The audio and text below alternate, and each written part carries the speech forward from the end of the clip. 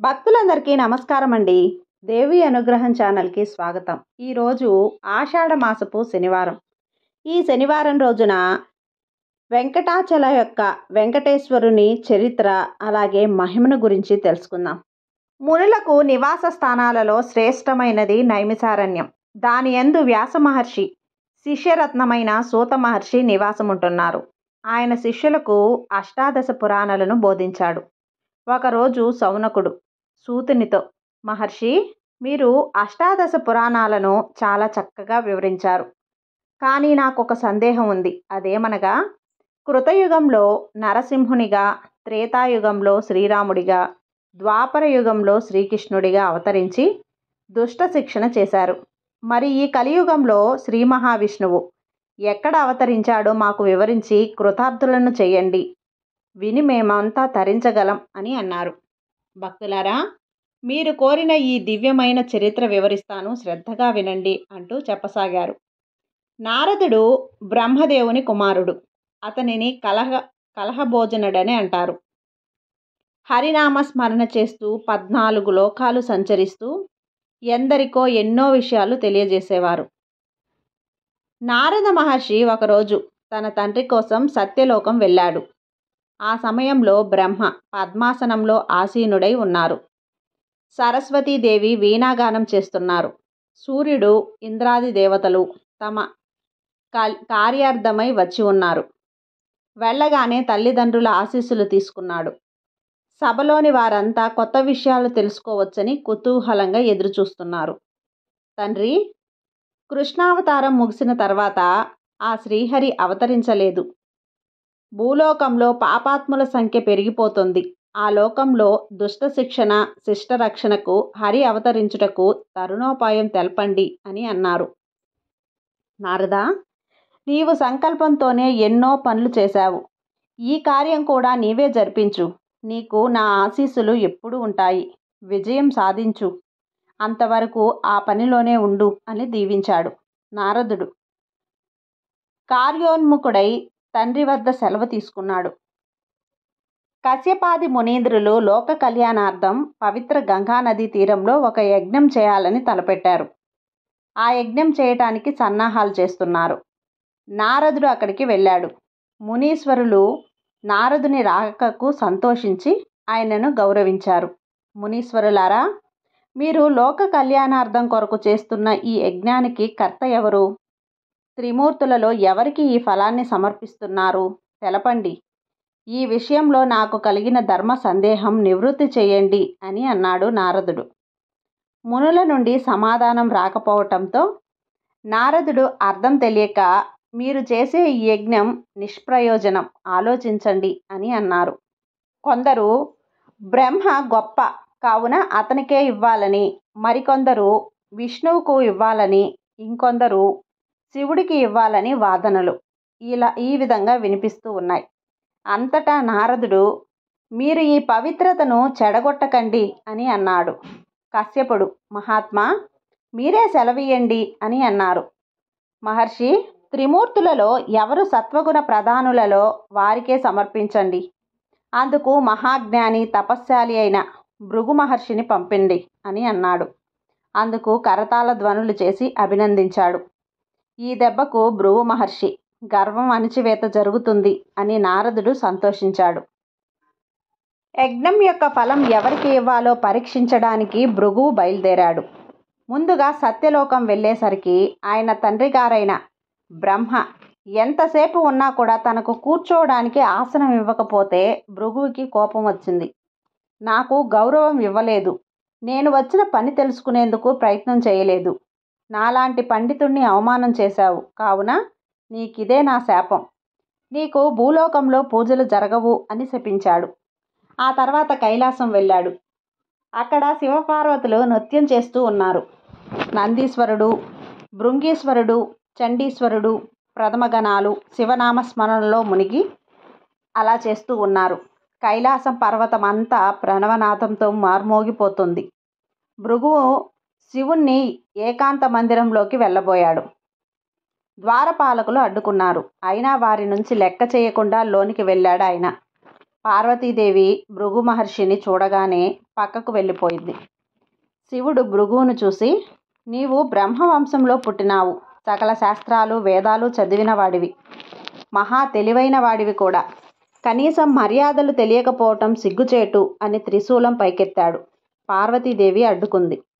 భృగు కోపించి, నేను వచ్చిన పని తెలుసుకునేందుకు ప్రయత్నం చేయలేదు, పైగా నన్ను శిక్షించాలని అనుకుంటున్నావు, కావున నీకిదే శాపం, నీ రూపానికి బదులుగా శివలింగం పూజలు అందుకుంటుంది అని అక్కడి నుండి వైకుంఠం అక్కడి నుంచి వెళ్ళిపోయాడు. సత్యలోకం బ్రహ్మలోకాలలో తనకు గౌరవం ఇవ్వకుండా తననే కోపించినందుకు ఆగ్రహం మీద వైకుంఠానికి వెళ్ళాడు. అక్కడంతా కూడా భోగభాగ్యాలకు పుట్టినిల్లులా లక్ష్మీప్రదమై నయనానందకరంగా ఉంది. భృగువు వెళ్ళేసరికి నారాయణుడు శేషునిపై శయనించి ఉన్నాడు. లక్ష్మీదేవి ఆయన పాదసేవ చేస్తుంది. వారిరువురు కూడా భృగువు రాక తెలియనట్లు ఉన్నారు.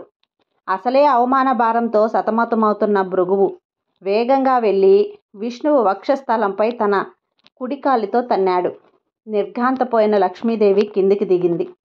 నారాయణుడు ఒక్క ఉదుటున దిగి ఆయనను శేషతల్పంపై కూర్చోబెట్టి, మహర్షి, నా ఆభరణాలు తగిలి నీ కాలికి గాయమైందేమో అని పాదాలు ఒత్తుతూ ఆయన అరికాలిలో ఉన్న జ్ఞాననేత్రం చిదిమేశాడు.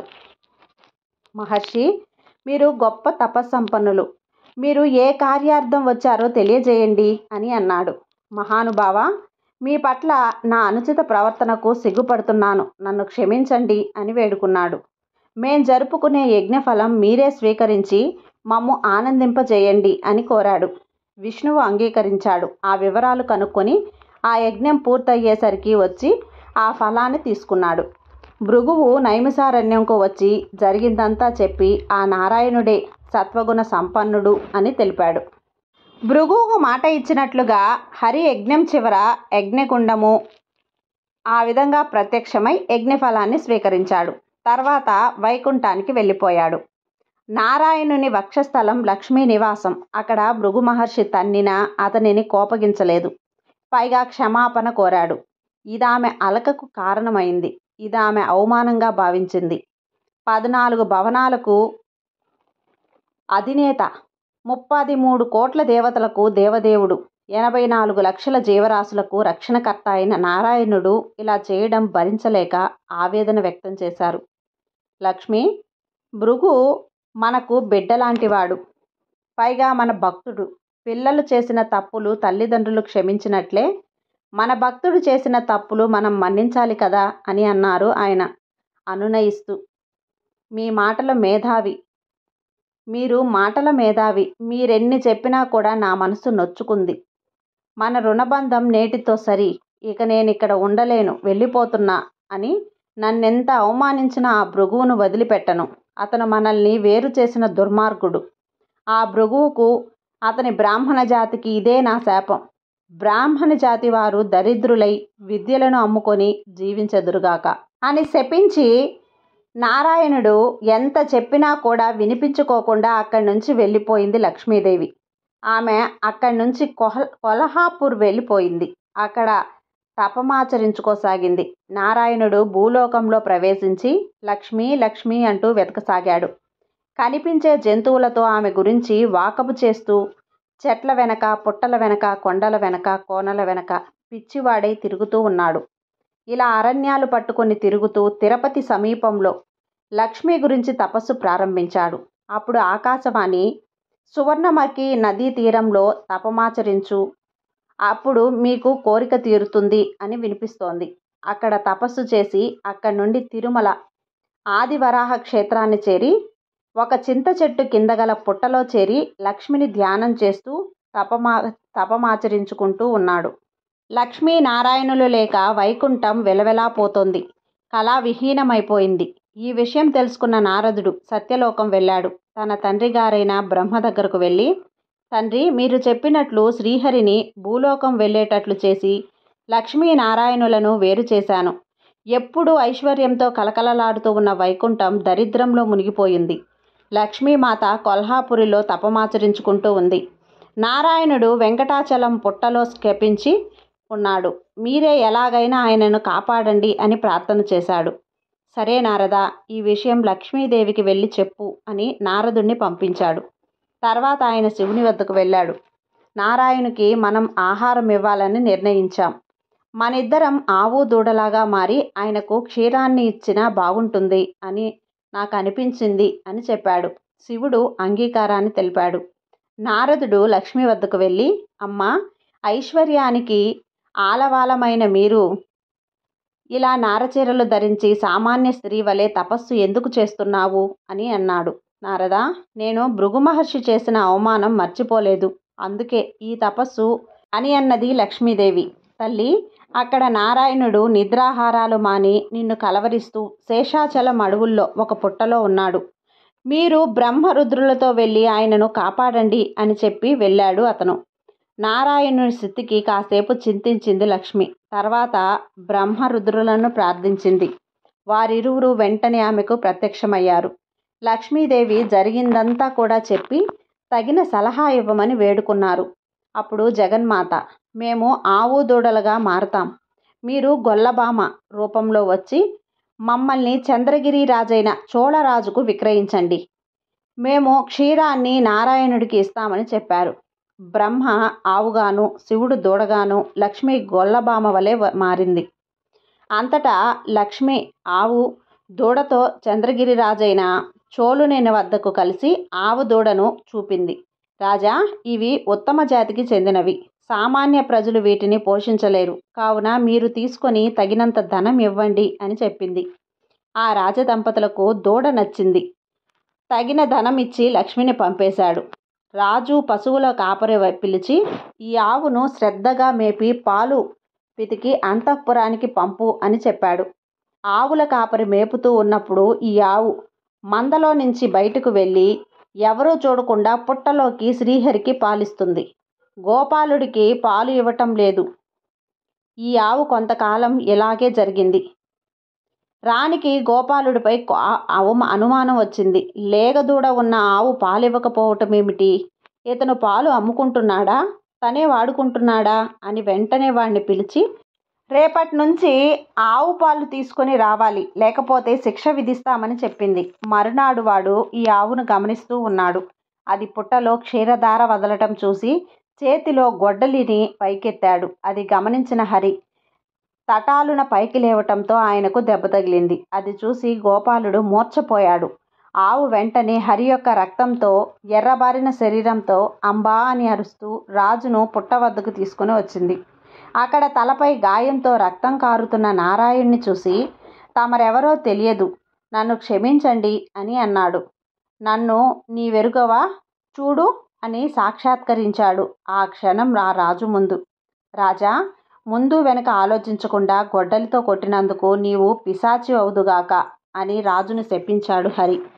స్వామి, నేను గోపాలునకు ఆవును కొట్టమని చెప్పలేదు. నాకు శాప విముక్తి కలిగించండి అని ప్రార్థించాడు రాజుగారు. రాజా, నా శాపానికి తిరుగులేదు. కానీ నీవు ఈ అవతారం చాలించిన తర్వాత ఈ వంశంలోనే ఆకాశరాజుగా జన్మిస్తావు. నీ కుమార్తె పద్మావతిని నేను వివాహం చేసుకుంటాను. నీవు నాకు వజ్ర కిరీటం చేయిస్తావు. అనంతరం నీకు మోక్షం కలుగుతుంది అని చెప్పాడు. అనంతరం మూర్ఛ నుండి లేచిన గొల్లవాడు తనను క్షమించమని ప్రాధేయపడ్డాడు. నీకు నేను వరం ఇస్తున్నా. నేను ఈ లోకంలోకి వచ్చిన తర్వాత నేను చూసిన మొదటి వ్యక్తివి నువ్వే. నేను త్వరలో ఇక్కడ శ్రీనివాసునిగా అవతరిస్తాను. రోజు నా మొదటి దర్శనం మీ వంశంలో వారికే అని చెప్పాడు.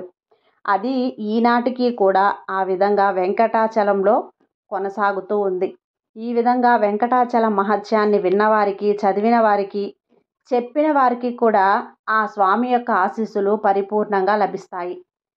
ఈ వీడియో మీకు నచ్చినట్లయితే లైక్ చేసి సబ్స్క్రైబ్ చేయండి ఫ్రెండ్స్. మరికొంతమంది భక్తులకు షేర్ చేయండి. సర్వే జన సుఖినో భవంతు.